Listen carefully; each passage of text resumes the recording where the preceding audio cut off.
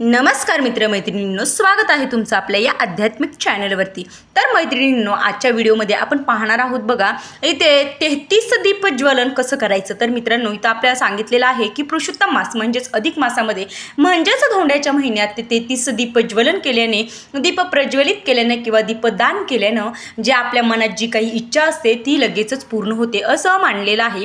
त्यामुळे आज आपण बघा इथं 33 दिव्यांचं जे दीप प्रज्वलन करणार आहोत म्हणजेच दीपदान करणार आहोत। तर त्यासाठी बघा मी एक थाळी घेतलेली आहे, जी पूजेची थाळी आहे ती आहे आणि त्याचबरोबर बघा त्यामध्ये एक सुंदर अशी स्वस्तिक काढलेली आहे आणि त्या स्वस्तिकाला फूल, हळदी कुंकू वगैरे अर्पण केलेलं आहे। आता प्रेक्षकांनो, त्यावेळेस बघा आपल्याला तिथे ते 33 वाती ज्या आहेत त्या तुपामध्ये भिजवून घ्यायच्या आहेत आणि ह्या 33 वाती ते बघा ह्या ताटामध्ये व्यवस्थितपणे आपल्याला त्या मांडून घ्यायच्या आहेत।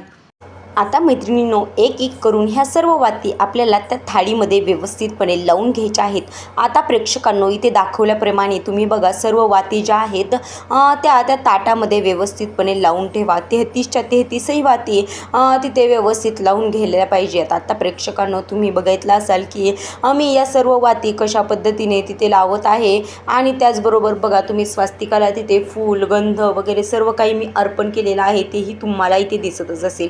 आता प्रेक्षकांनो, या सर्व वाती ज्या आहेत ते ढवून झाल्यानंतर आपल्याला बघा इथे लगेचच त्यांना पेटवायचं आहे म्हणजेच अग्नी लावायचा आहे आणि त्याबरोबर बघा प्रेक्षकांनो, तुम्ही बघत असाल की एक एक करून सर्व वाती ज्या आहेत त्या मी लावत आहे आणि तुम्ही याची काळजी घ्या की त्या वाती ज्या आहेत त्या जास्तीत जास्त जवळ लावू नका, जेणेकरून त्या ताटामध्ये वातींचा असा भडका होणार नाही। आणि प्रेक्षकांनो, यावेळेस बघा इथे 33च्या 33 वाती ज्या आहेत त्या लावल्यानंतर तुम्हाला इथे त्या ताटाने आपल्या देवघरासमोर 5 वेळा ओवाळायचं आहे आणि मैत्रिणींनो, त्यावेळेस तुम्हाला ओम नमो भगवते वासुदेवाय या मंत्राचा उच्चार करायचा आहे। आता प्रेक्षकांनो, यावेळेस कमीत कमी तरी तुम्ही ते 5 वेळा ताट ओवाळून या मंत्राचा उच्चार करणार आहात आणि मग नंतर तुमची जी काही इच्छा आहे ती देवाला नक्कीच सांगा।